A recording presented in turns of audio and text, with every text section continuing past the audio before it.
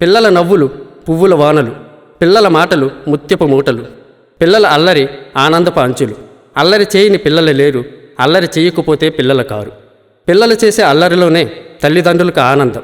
ఆటబొమ్మలు ఎన్ని ఉన్నా తొలి ఆటబొమ్మలు అమ్మనాన్నలే. ఆడుతారు ఆటలెన్నో, పాడుతారు పాటలెన్నో. ముద్దు ముద్దు మాటలతో మురిపించే చిచ్చర పిడుగులు పిల్లలు.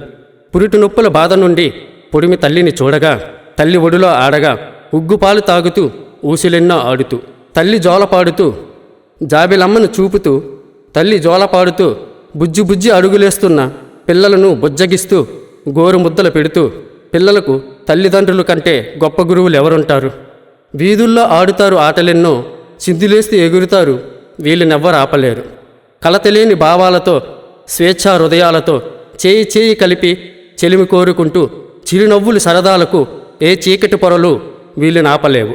శిలక పలుకులు పలికే చిన్నారులు మకరందపు మధురపు శృతులను తెలిపెందుకు కదిలింది కవికలం.